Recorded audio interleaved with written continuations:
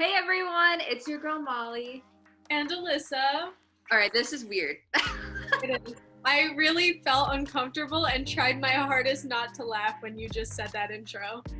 Yeah, because, you guys will see on Facebook/YouTube, we're not live right now.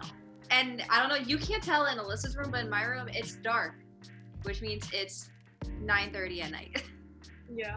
We waited till last minute. Oh yeah, but it's okay. We're good convos. There's a reason behind the madness. Oh yes, so we got jobs. Yeah, I have a job. Alright, she's predetermining and manifesting that I'm going to have a job, so fingers crossed. No, that's what the show is all about. It's all about manifesting. You know what I mean? Yeah, I'm gonna do like a little prayer over my candle to manifest. Oh yes. Just, because I think you will get the job. What? What happened? The smoke was weird. I think someone cursed me. Alright, I'm just gonna... Something every week on the show now. Every week. Manifesting that I'll have a job by tomorrow morning. Yes. And if you don't? I should have used a candle from the store. You should have. So, guys, you don't know this, but I applied for Bath & Body Works, and I just had my interview today. I think it went really well. I actually showed up to the store with like lotion and perfume just in case. And I also had a little hand sanitizer that I put on the outside of my purse. So they would know that I really know what I'm talking about with their store. Just to show that you're like obsessed with their products. I am. It's really bad. I told the girl on the phone interview, which was a few weeks ago, I told her how my mom stopped letting me go to Bath & Body Works for about a year or maybe longer because I had so much. That's so funny to me. I have like a whole ton of perfumes by them, and I had like a whole box of like the hand sanitizer. Mm-hmm. So especially during this time when March was rolling around and the whole craziness was beginning, I was like, we got it covered. Yeah, everyone will say, oh, your addiction's so bad. And then come times like this, it's like, you wish you had it. Yeah, exactly. You can't be judging me now. Exactly. But anyway, today we'll be diving into a topic that was actually one of my favorite classes from college. I don't know about you, Alyssa. Oh, mine too. No doubt in my mind. Right? And that topic is Greek mythology. And this was Alyssa's idea to do this topic, and I was like, okay. Yeah, I was actually on the phone with Annabella one day, and she goes, so, what's your topic for this week? And I was like, Greek mythology. Is that really how that happened? Yeah. I was like, I don't know, maybe like Greek mythology or something. Yeah. That's so funny. See, you're good around your boss. If I was still working for WMSU, was on the phone with Annabella, I would be like, I have no idea yet. I'll tell you by tomorrow. I would say something like that. But when I brought it up, she got really excited. So yeah. I was glad I said something right. I answered correctly. But anywho, let's dive in. So, Greek mythology is a body of stories concerning the gods, heroes, and rituals of the ancient Greeks. The myths contained a considerable element of fiction and was recognized by more critical Greeks, such as the philosopher Plato in the 5th and 4th century BCE. In general, however, in the popular piety of the Greeks, the myths were viewed as true accounts. Greek mythology has had extensive influence on the arts and literature of Western civilization, which fell heir to much of Greek culture. Artists from ancient times to the present have derived inspiration from Greek mythology and have discovered contemporary significance and relevance in classical mythological themes. I love that. Okay, so just letting you guys know as a little disclaimer, I don't know about Molly, I can't speak for her, but I will be pronouncing things awfully today. Oh, same. But I'm going to try my best, so please, applaud me for that, at least. Yeah, these names are very, extensive, I guess is the correct term. And I only learned about it first semester, so... Yeah, for me, it was first semester freshman year, so... Wait, I think that was the same for me. Wait, really? I think so. I love that. It was it was my first semester ever at college. I took Greek mythology. It's crazy.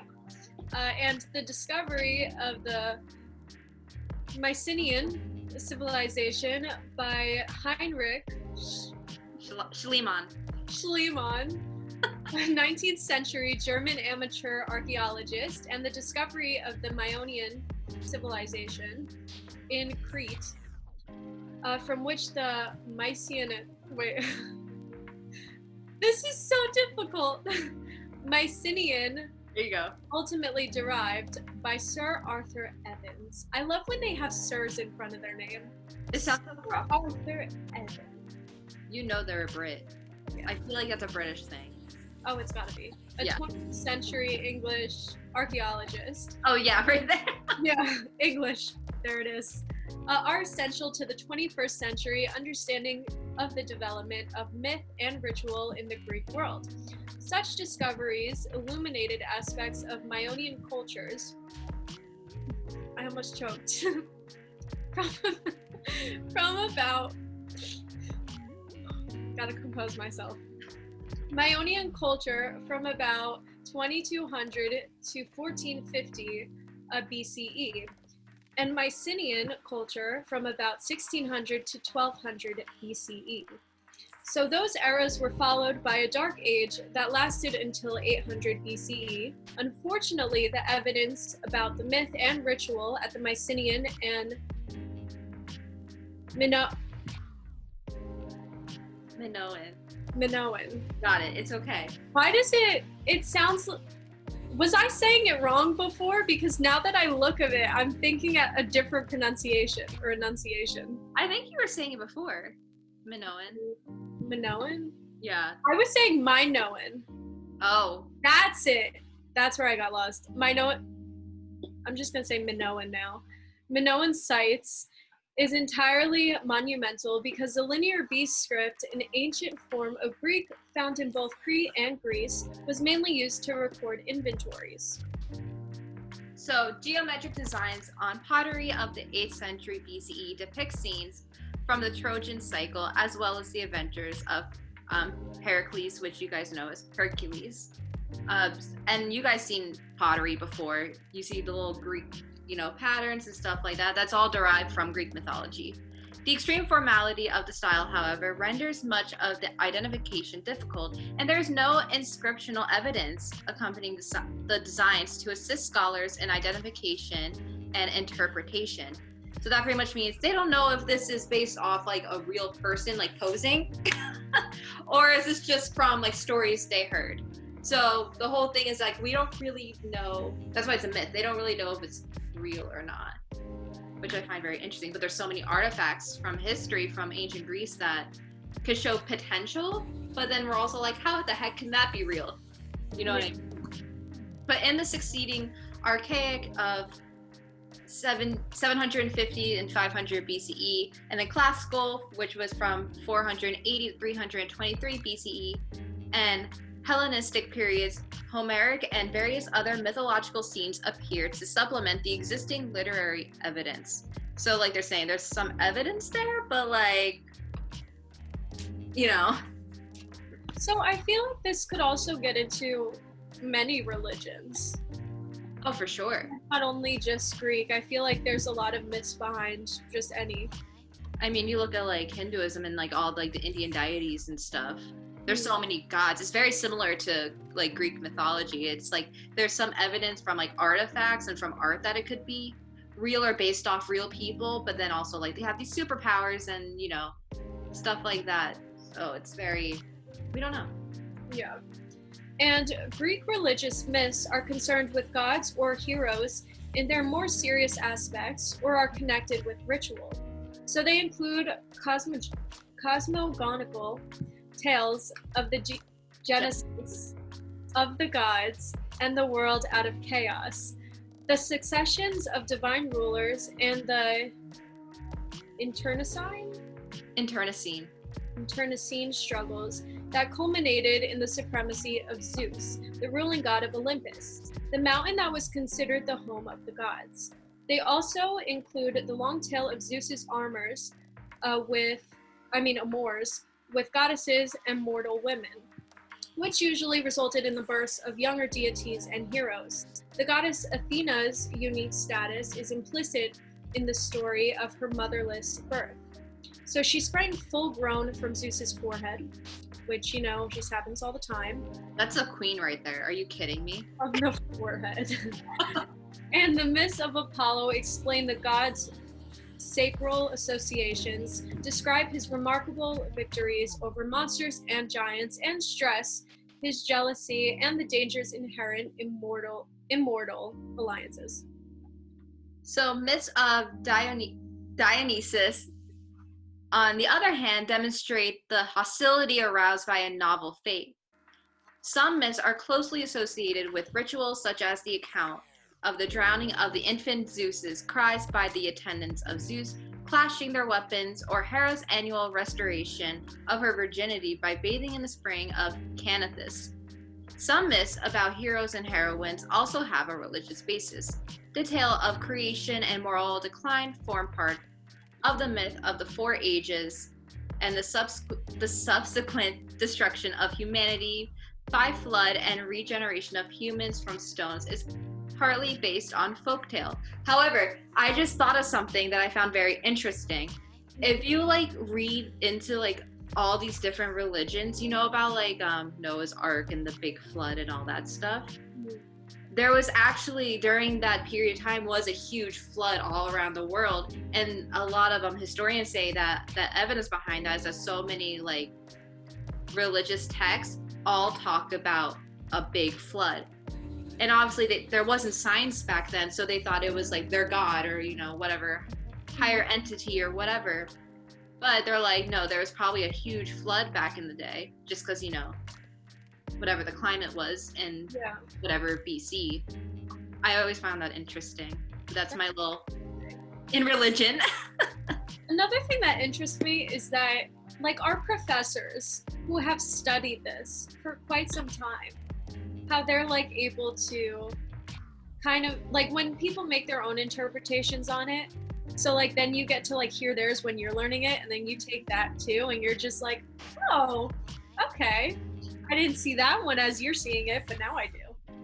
That's so what I didn't really think of that until you said it. That's the cool thing about religion in general. I'm not a religious person by any means. People would say I'm an atheist, but I like hearing everyone's interpretations. So I'm I can see how you think that, or how that could be true. I find, and Greek mythology to me is one of the most interesting things to learn about. Yeah, I would say I'm very open when it comes to religions and mythology and stuff like that. I like to have some sort of belief in these things. But it's also just interesting to have an open mind when going into it, because there's so many things you can do with that. And also it's just fun to learn. I don't know. It is. It's if you're an extreme. It's just, it's crazy. Yeah. And I was going to say before, I'm even if you're an extreme atheist or whatever, you don't believe in anything, just think of them as cool stories. You know what I mean? That's kind of how I think about them. Even though they're saying, a lot of Greeks would say that they're real and, which is, by all means, that's their thing. But I find it interesting. I would like to believe that it's real. Yeah. But now we're going to dive into some famous myths from Greek mythology. Alyssa, I'm excited for this one. Yes. So the first myth we are going to get into is Theogony. Theogony? Yeah. Okay. The Clash of Titans. So according to Hesiod's. Hesiod's. Okay. Hesiod's, right? Yes. Okay, Hesiod's Theogony. In the beginning, there was only chaos. Dense darkness covered everything until the earth was born out of chaos, and the mountains, the sea, and then the sky. Uranus with the sun, the moon, and the stars. Then Uranus and Earth came together and gave birth to the Titans. But Uranus was afraid that one of his children would take his throne. So that is why he enclosed every one of them in the depths of the earth. But his son Cronus, the strongest of the Titans, defeated him and became world leader. He married Rhea, right? Rhea, I think. Rhea? I don't know. Rhea, right. I think Rhea because, I think of Rey from Star Wars. Interesting. Okay, we can go with that. Rhea, who gave birth to 2 gods and 3 goddesses. Hades, Poseidon, Hera, Hestia, and Demeter.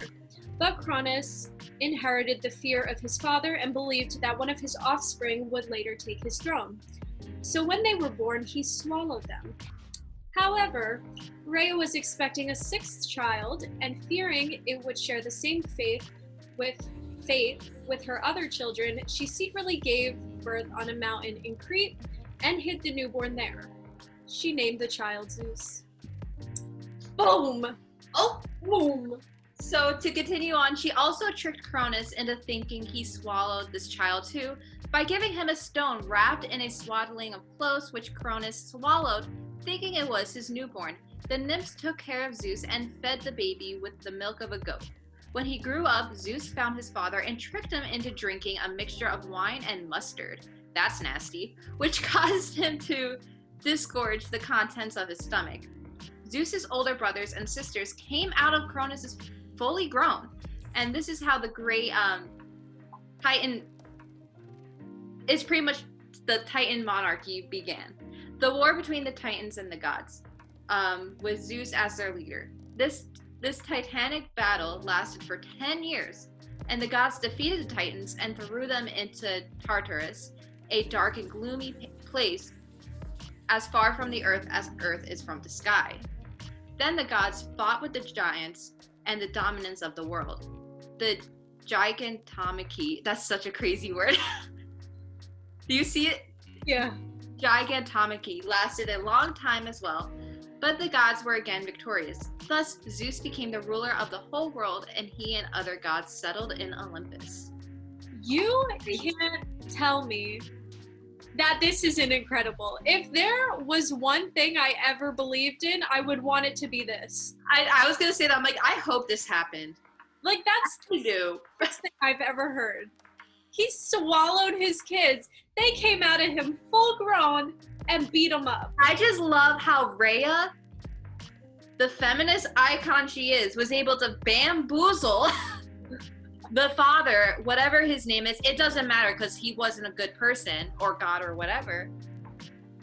And then the kid, who resulted from the bamboozlement, killed him. I love it. I'm interested in how the kids, like, grew up. Yeah, because apparently they came out fully grown from his stomach. They're, like, normal. They're like, hey, what's up? Like, that's the thing that's weird to me, because if you're not being raised by someone and you're just growing in someone's body, like, you're not really gonna have a mind. But I guess if he's a god, that's the thing. It's like there's some type of like magic powers and stuff that made that happen. Also, wait, why didn't he look different if they're all full grown inside of him? That's what I mean. It's probably magic. I would consider like that episode of SpongeBob with Squidward in therapy where they're all combined in him. Wait, no. I was thinking, so like as the kids grew, so did the dad. So you know the episode of SpongeBob where Squidward eats all of the Krabby Patties and his butt is like this big? That's what I think of. I love that we always connect all our stories to SpongeBob somehow. I love that. That's why you know SpongeBob did a good job. And our next myth is called the Three Sisters of Faith. In Greek mythology, the Moirai are the three goddesses of faith. Clotho? Interesting. Wait, what'd you say? Oh, I thought you were trying to read the next name. No, I couldn't get over Clotho. Oh, Clotho? I love Clotho. Clotho. Just call her clothing. Oh, okay. Oh my gosh, wait. That'd kind of be sick if she was on like a diss track or something. My name is Clotho, but they call me Clothing. See, guys, this is what happens when we record our show at 10 p.m. Because it's like crazy hours. And we're going nuts. But beside Clotho, there was Lacheus and wait. Lachesis. Wait, what? It's Lachesis. Lachesis? Yeah. I don't know how professors did this. and Anthropus. Yeah. The three sisters weave the fate of humans and gods alike. Neither human nor god has the power to influence or question their judgment and actions. So Clotho, the youngest one, spins the thread of life. She is the very origin, the creation of life itself, and her thread is spun upon the birth of a person. Lachesis, the second sister, is the one that allocates the fate of people during life. It is said that Lachesis measures the thread of life with her rod, determining its length and nature. And then the last sister is, of course, Fate, and is Anthropus, the unturning. So Anthropus is the cutter of the thread of life, and with her shears, she determines how someone will die. And we have seen these sisters in Disney animation form. Yes. And I will show you guys. Didn't they share an eyeball? Yes, they did. Oh, they're queens. I love them. All right, so we're going to get into it. All right, let's get into YouTube. And I love this scene from Hercules, but this is where you see the three sisters of fate. Ladies, I am so sorry that I'm late. We knew you would be. We know everything. Past, present, and future. Indoor plumbing. It's gonna be big. Anyway, see, ladies, I was at this party and I lost track of Now. I know. You know. So, here's the deal. Zeus, Mr. High and Mighty, Mr. Hey You, get off of my cloud. Now he has a Bouncing baby breath.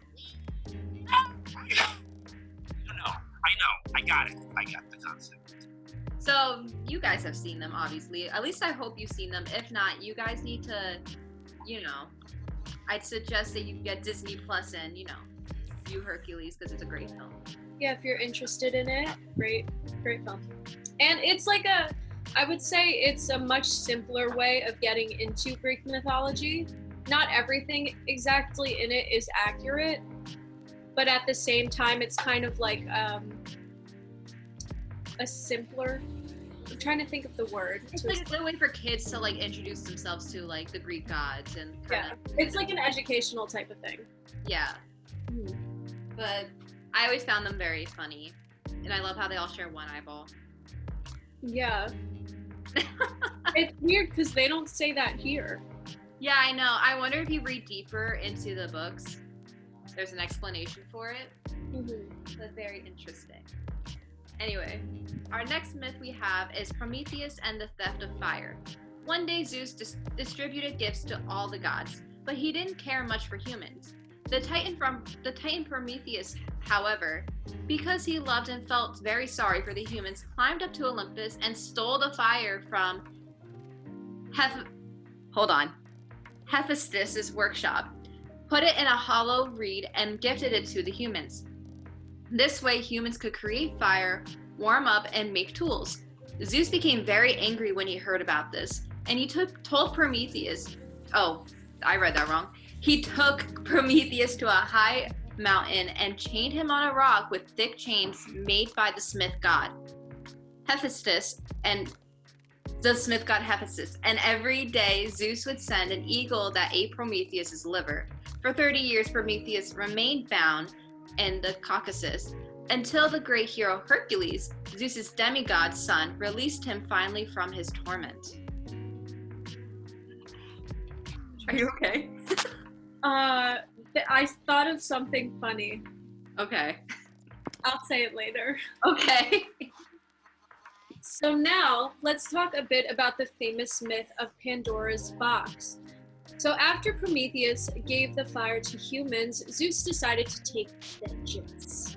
So he ordered Hephaestus, to create the first human woman out of soil and water.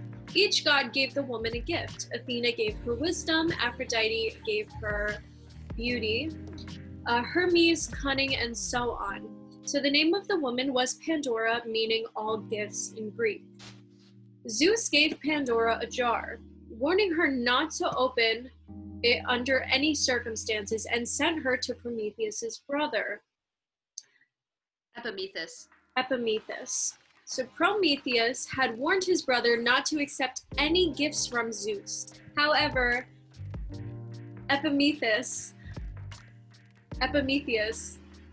accepted Pandora, who, although tried hard to resist the temptation, opened the jar and released all evils upon the world. Hatred, war, death, hunger, sickness, and all the disasters were immediately released. I always found that one interesting.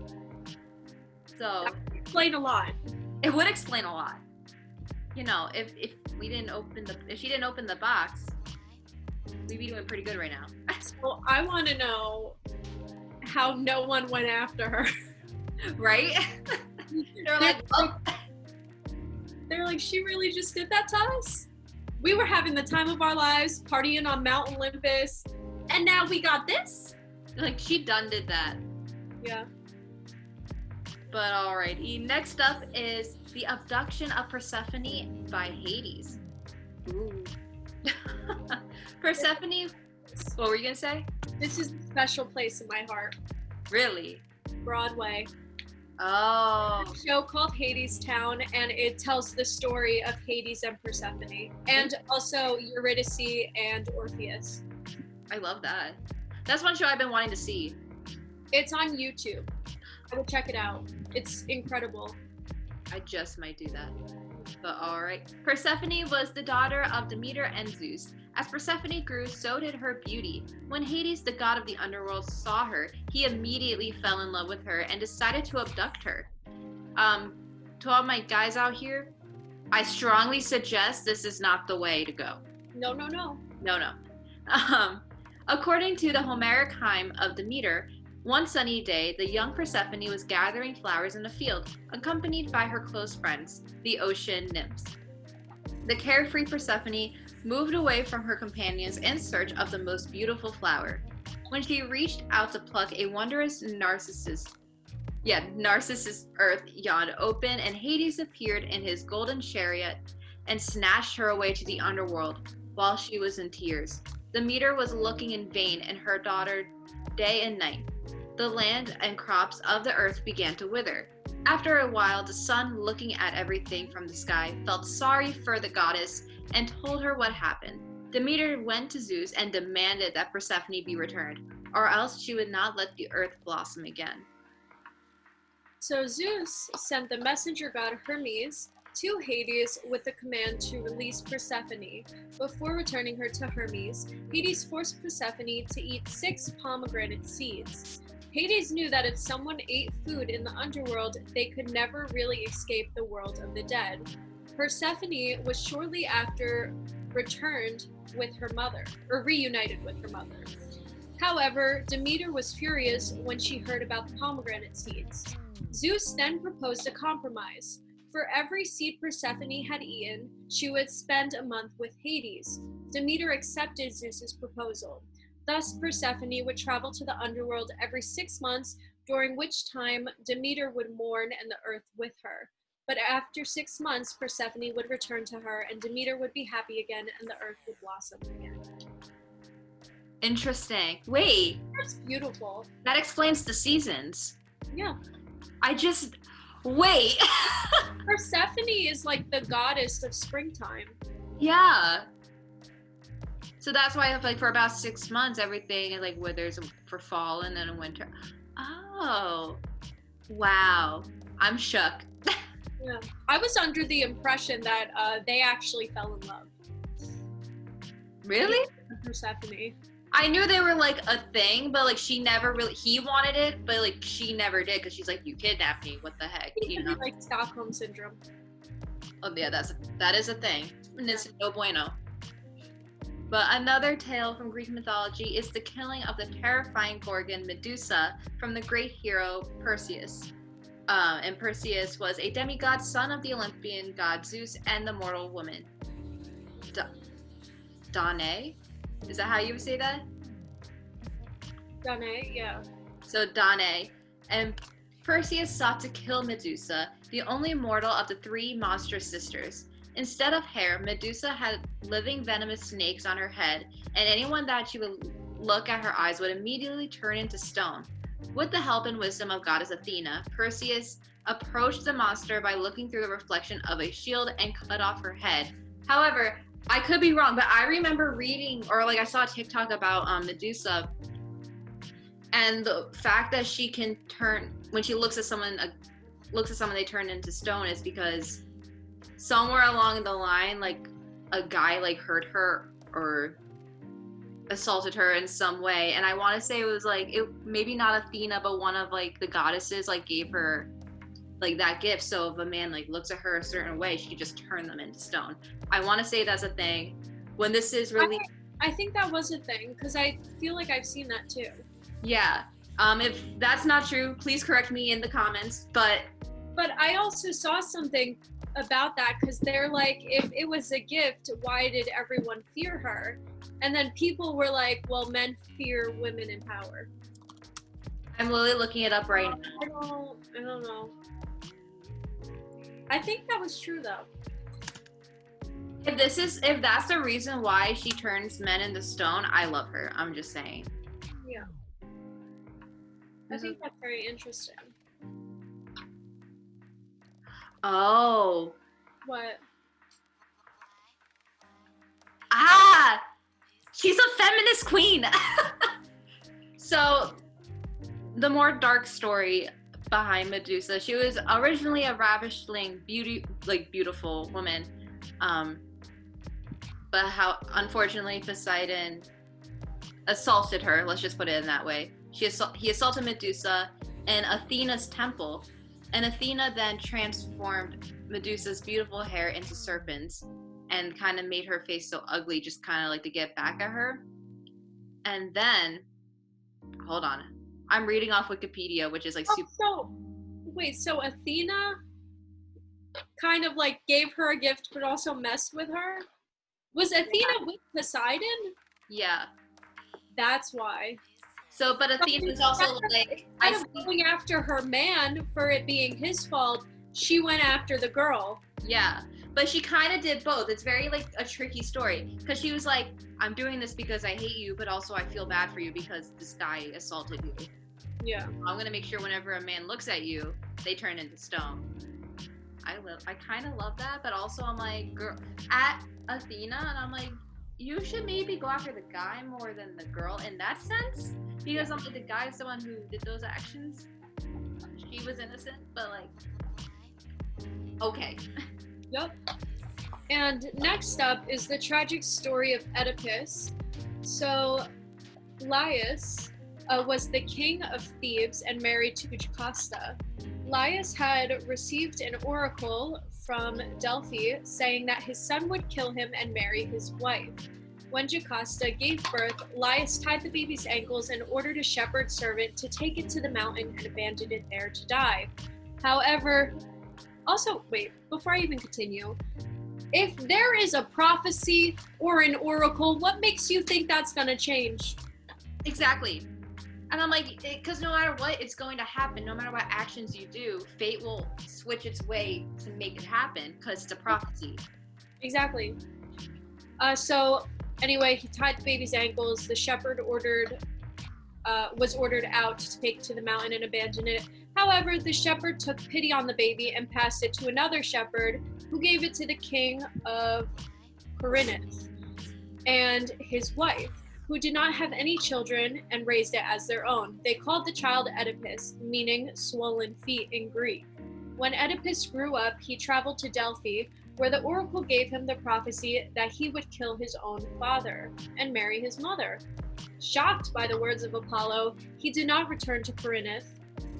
So, as to avoid his father and mother, as he was traveling near Thebes, Oedipus met Laius at the crossroads and killed him in a fight without knowing he was his real father, thus fulfilling the first part of the prophecy. And when he reached Thebes, he learned a sphinx, a terrible monster that devoured anyone that did not solve its riddle. It was proclaimed that whoever managed to solve the riddle and kill the sphinx, he would take the throne of Thebes. By marrying Laius' widow, Jocasta, Oedipus was successful in solving the riddle and killing the sphinx. He married Jocasta and together had 4 children. Little did he know that his children were also his siblings. Yikes. While Oedipus was at the peak of his happiness, there was an epidemic in Thebes. Oedipus sought the advice of the Oracle of Delphi. The oracle's answer was that in order to stop the epidemic, Laius' killer must be found and punished. The investigation that followed led Oedipus to the truth. Upon realizing the truth, Jocasta, his mother and wife, hung herself, and Oedipus then seized 2 pins from her dress and blinded himself with them. Crazy story. That is one of like the craziest stories of Greek mythology because it doesn't add it in here. I want to say he finds out that that's his mom, and that's one of the reasons why he like blinds himself. Yeah. Crazy. That's such a terrible oracle to put on someone. Oh, for I sure. wouldn't do that to him. It's definitely one of the darker stories in Greek mythology. It's just the whole thing. It's a tragedy because they obviously Oedipus dies in the end. Yeah. And now we have one more that you guys must know about, thanks to Disney. And that's the 12 labors of Hercules. So Hercules is the most famous hero of Greek mythology and well known for his 12 labors. He was a demigod, son of Zeus and Alcmene? Okay. Alcmene, I want to say. Alcmene. Hera, the wife of Zeus, hated Hercules and wanted to kill him. Driven mad by the goddess, Hercules killed his own sons. Whoa. Mm-hmm. Oh, that's crazy. By his wife, Megara. Megra. I say Megara because of the film. In the movie, they say Megra, and that's why her name's Meg. I thought they said Megara. Oh no, I don't know think her name's Meg, but I thought it was pronounced Megara. so. Hades pronounces her name as Megra. Okay, well. I could be wrong, but. By his wife, Megra. After realizing what he did, he traveled to Delphi and asked Apollo how he could atone for his actions. Pythia, the oracle of Apollo, told him to go to Tiryns and serve his cousin, King Eurystheus, for 12 years. Eurystheus, loathing his cousin, set him to complete 12 impossible labors. He ordered him to 1. Slay the Nemean lion, 2. Slay the 9-headed Lernaean hydra, 3. Capture the golden hint of Artemis, 4. Capture the Erymanthian boar, 5. Clean the Augean stables in a single day, 6. Slay the Stymphalian birds, 7. Capture the Cretan bull, 8. Steal the mares of Diomedes, 9. Obtain the girdle of Hippolyta, queen of the Amazons, 10. Obtain the cattle of the monster Geryon, 11. Steal the golden apples of the Hesperides, and 12. Capture and bring back Cerberus, the 3-headed dog of Hades. Hercules managed to complete all 12 labors and free himself for the service of Eurystheus. Having atoned for the killing of his sons, many more adventures followed until he found a tragic death from his wife, Megra. And you know what I found crazy? I was thinking about the movie Hercules, and remember there was like that montage scene of him like doing all these things and getting famous? Yeah. It was these tasks. It was just not in the order of like him having kids and then. Yeah, they didn't have him like have kids, and obviously he got with Meg after everything because they wanted to make it like a Disney film. But I was just thinking about that. I'm like, there is a scene of him like how it says he needs to, where is it? Clean the Augean stables in a single day. There's like one scene, it's like 2 seconds where he's like running around a stable trying to like clean it and stuff. Yeah. So I'm like, whoa. They were more accurate than I thought. Because I was thinking like, oh, the movie, they did them wrong. But no. Interesting. Right? But enough of the myths. Let's get into some interesting facts about Greek mythology. So the saying, quote, taking the bull by its horns, comes from Greek mythology. It was one of the 12 labors of Hercules that he had to perform to repay for killing his own wife and children in a fit of madness caused by Hera. He saved the city of Crete from a raging bull by seizing its horns. Well, that fits in perfectly. Yeah. I didn't know he killed his wife too. Well, they're not going to put that in a Disney movie. Oh my goodness. And then also another interesting fact is that Athena and Poseidon both wanted to become guardian of a certain city, so they decided to give a gift each to please the residents of the city. Poseidon gave them water in the form of spring, but the water was salty and of no use. And then Athena gave them an olive tree, which was much more useful as it gave food, oil, and wood. And so she won, and since then the city has been known as Athens. Interesting. I like that. Is that also like the tree of life or no? Or is that different? No, that's different. Gotcha. But let's see. The next one is about how Athena is supposed to have 1,000 eyes in the form of leaves of the olive tree. She gifted the olive tree to the city of Athens and became its guardian goddess. The leaves of the olive tree are gray and at the back, and when the wind blows and lifts the leaves up, it looks like 1,000 eyes are watching over the city. That's kind of creepy. Can you imagine, like, with the wind blowing, they all like just perk up and it's just eyes? Did you see blinking? Yeah, and she's just like, I'm watching you. Another thing was that Hades was as powerful as any of the other 12 Olympians, which technically made him the 13th Olympian. But since he resided in the underworld and not on Mount Olympus, he was not known as an Olympian. Hades was also the one who helped Zeus defeat their father Cronus, and helped them to become gods. That's true. They kind of just They kind of just put him to the side. I think maybe, because I know there's probably a feud between him and Zeus for power, and I feel like Zeus was the one who wanted to be almighty, so he kind of was like, yeah, no, I don't care about my brother, I'm just gonna shove you there. Like, there was always that feud between them. I feel bad for Hades. Hades deserved better. But also, you did need someone to run the underworld. Who else would have? Exactly. The most two powerful brothers. One would have had to been in Mount Olympus, and one would have had to been in Hell. Like, if there's a balance there. Yeah, or the underworld. Yeah. Let's get into some world inspirations behind Greek mythology.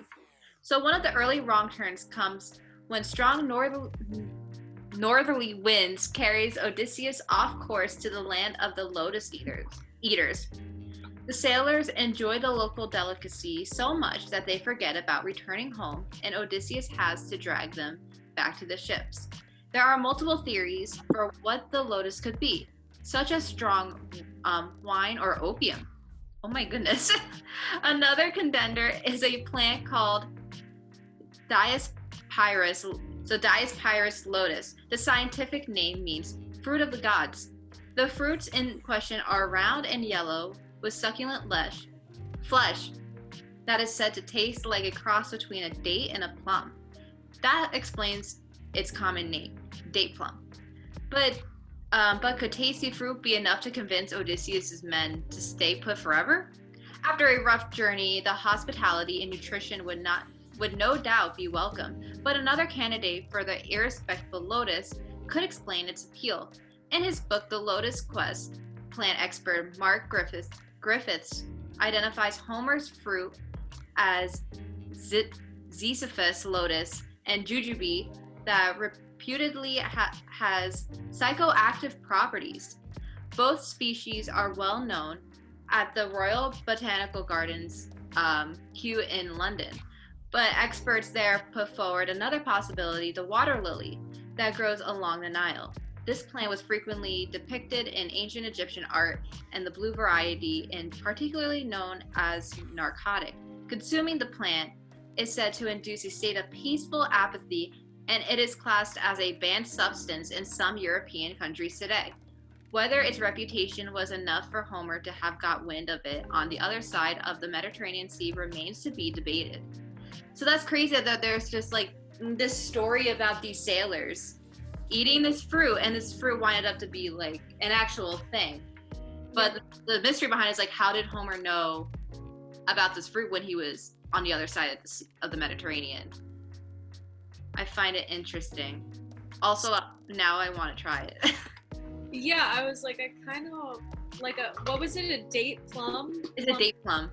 Like that sounds kind of good. I don't know about the date part, but the plum part sounds good. Yeah. But that's I feel like I've heard of this fruit before too, and how it's like a it's not like they say it's like an opioid. Like apparently it gets you a little under the influence. Mm-hmm. Apparently that's why it's illegal in some countries in Europe. I don't know about the US though. I just find like the fact that it's just insane to think of like things that are supposed to be myths that actually you find out to be true, because then it's like, what else could be true? Exactly. So there's also searching for supplies on another island, Odysseus and some of his crew encountered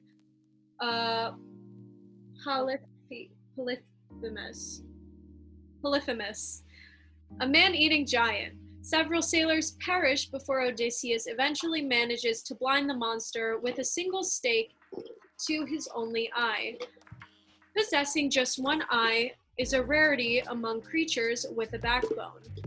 In mammals, cyclopia is described as the congenital disorder where the orbits of the eyes fail to develop into two separate cavities. Associated complications for the brain, nose, and respiratory system mean few born with the condition survive. Interesting. So that's also interesting because of the whole idea of Cyclops. Everyone's like, oh, Cyclops aren't real, but that's also the thing. When you think of a Cyclops that Odysseus is jamming in the eye with a stake, they look like monsters. Just because someone has a disorder like cyclopia doesn't necessarily mean that they look like that. It's just so. And unless I was listening wrong, nowhere in there that like proved that he actually was a man-eating giant. Yeah. I think they just came across a guy who had this disorder and. Well, no. If you look, there are pictures of how he's depicted. Because we read about it in Greek mythology. They perceived him as like this big, this scary thing. Yeah. So, I mean, they perceived him as that. Maybe he just had cyclopia and he was a normal dude, but they were kind of like mean.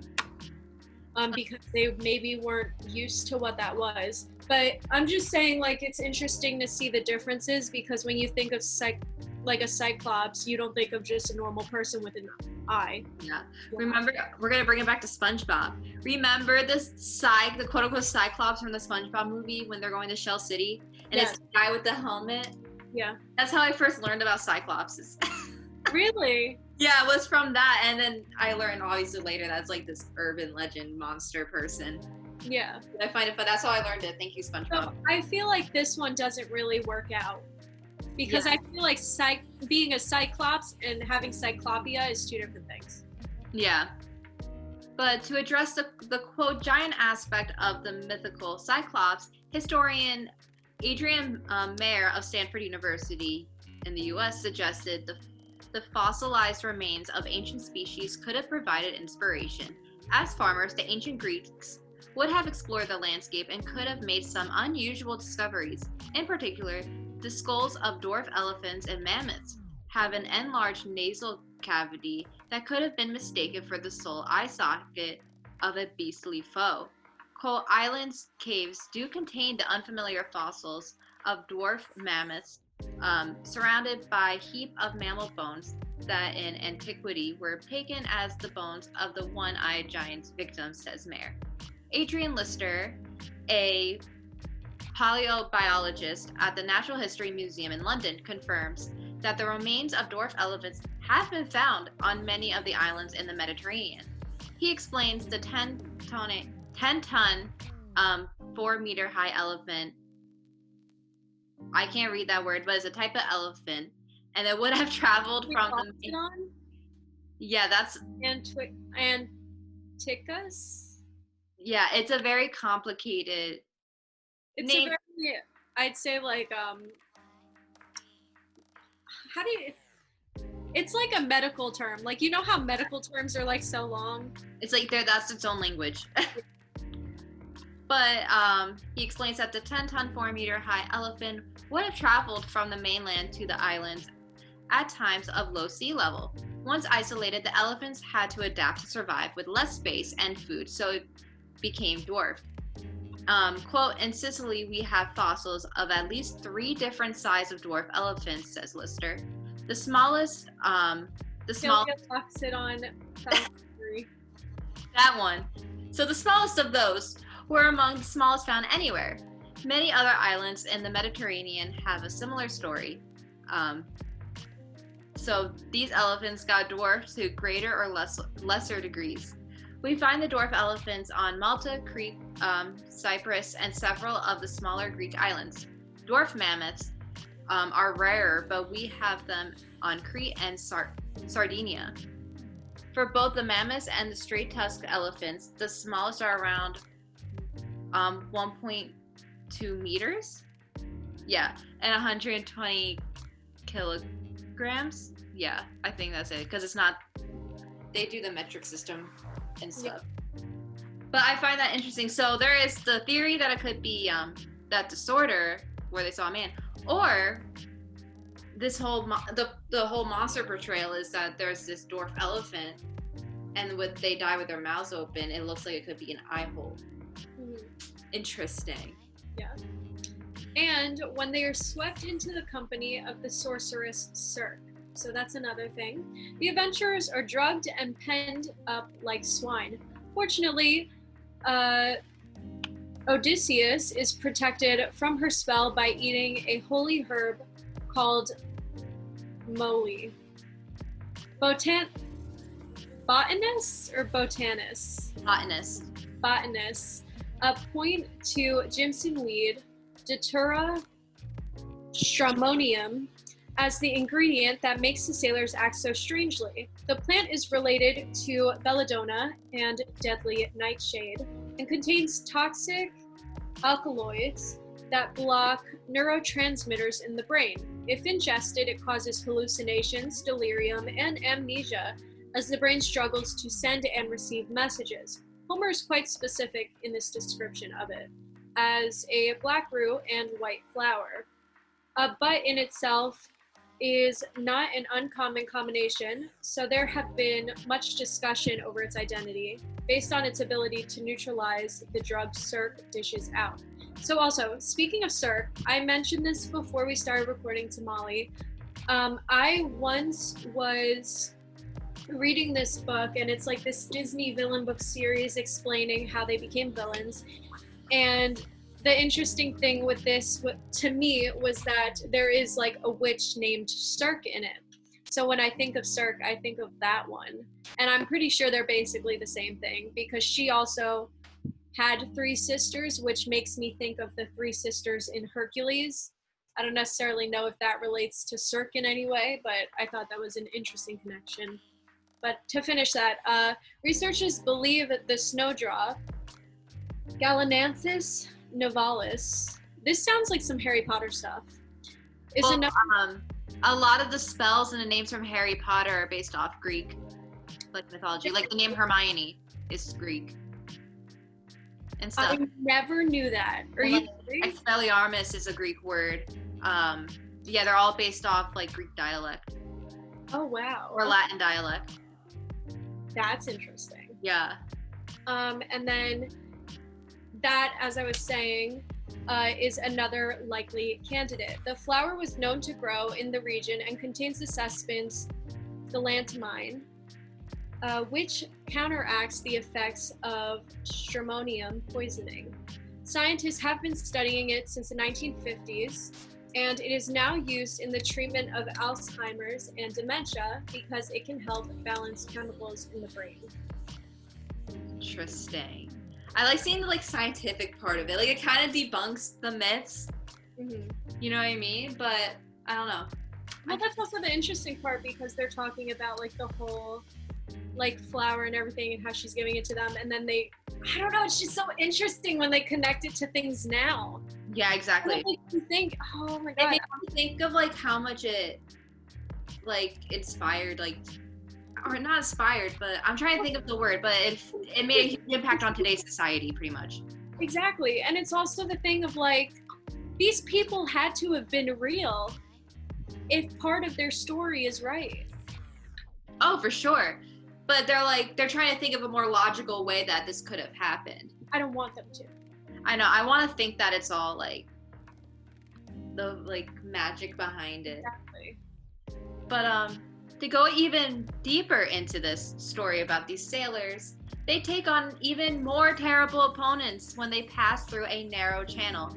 They are confronted by Scylla, a multi-headed monster with attitude. I love how that's I love the writing in that. She's a multi-headed monster and she has attitude.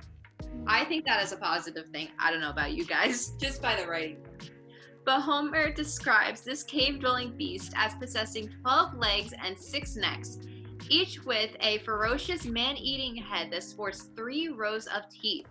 Over time, Scylla had been conflated with the Kraken. All those necks and legs could, after all, be tentacles. But giant squid are a rarity in the Mediterranean, and besides, Scylla lives in a cave halfway up a cliff, which is no place for any ocean species. Polycephaly is the biological term for having multiple heads. While it is rare in humans, it happens more frequently among reptiles. Damage to the embryo is thought to cause cells to duplicate, so 2 heads grow, or diffuse that twin embryos become partially combined. Aristotle recorded a 2-headed snake in 350 BC, and the oldest surviving evidence is a embryonic lizard fossil from the Cretaceous of China. While the condition is life limiting for wild animals, it is possible Homer may have heard of it, or even witnessed it. Then there is the use of snakes as biological weapons. Interesting. There is at least one historical record of snakes being unleashed during a naval battle by Hannibal fighting the Eumenes. Zoologist Diony Insacco, is that how you say it? Or Insacco? Milan is Italy, right? Yeah, so Insacco then, right? I feel like it would be, because usually when there's double C's, it changes to like a CH. Alright, so that's how I'm going to say it. So the zoologist Diony Insacco of Milan's Natural History Museum suggests the ancient Greeks might have employed this tactic too. He was part of the team that rediscovered the Javelin sand boa in Sicily, a species thought to have been introduced to the islands by the Greeks for ritual and warfare purposes. While there is no known Scylla monster, the poets skillfully combined stressed sailors, are uneased with unusual biological development, and the threat of snakes to create a monstrous cocktail. That interests me because it reminds me of like Ripley's Believe It or Not, where they have like the double-headed animals. Yeah. And like everyone's always like, oh, that's so fake. But is it though? But Is is it- it though? Really. And then just one more interesting thing before we close out is that in Greek mythology, Nike is the winged goddess of victory. So the logo is derived from goddess's wings, swoosh, which symbolizes the sound of speed, movement, power, and motivation. I love that. I remember learning about that in Greek mythology too. They never told me that in Greek mythology. Really? I just remember learning about Nike, and she's also like the daughter of some titan. I don't remember which one. That's so cool to me.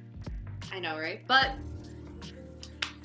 I hope you guys enjoyed the Greek mythology lesson that we gave for you all. But I think it's time for a co-star check. Co-star check. We should make like a ringtone for co-star. We should just get like some A little stuff. theme song or something. Yeah, Co-star check. I love that. Okay, do you want to go first? Oh, that's TikTok. Until it started speaking to me. All right, I'll go first. Okay. So, my light bulb for this today was ask your team how they're doing. That's weird. I don't have a team, but I used to, but then now that's Alyssa's job. Alyssa's doing the Debbie Ryan like thing. Because she's like, that's me now. So I think I need to give this to you, Alyssa. Make sure you ask the team how they're doing. I literally just emailed them like 2 days ago. There you go. But I have power and self, pressure and routine and spirituality, and trouble with thinking, creativity, social life, and sex and love. Today you're able to keep cool.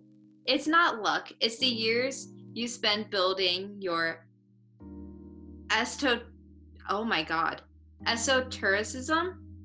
I'm gonna look up that word later, but apparently I've been building that over the years.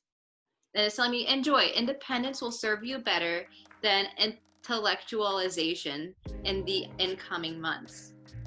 Interesting.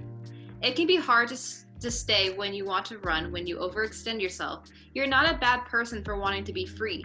Don't confuse flightiness and lack of accountability with flexibility. The general theme of your life during this period is to take advantage of your heightened capacity and get things done. You have to face your fear of heights to reach the startling beauty of high places. That's weird because I'm starting a new job in 2 days. Interesting. Okay. Quickly, I looked up your thing and it says it's about secret knowledge for a small group of people, also describes mystical, spiritual, and occult viewpoints, point of view, and studies yoga, alchemy, magic, spiritualism, hypnosis. Oh my goodness. But when you guys remember our past episode when a wonderful psychic, Sherry, she came on our show, and that's one of the things she told me when she did like my reading was, oh, you're very in touch with like the spiritual world, and like that's why you kind of like are one step ahead and can read people very well. And then just kind of mentioned that here. Interesting. So I don't know if your co-star has updated, but like mine, when you open it, there's like a new page. Yeah, you have to click all updates. All updates. Yeah, it's like. Okay, I see it. Okay.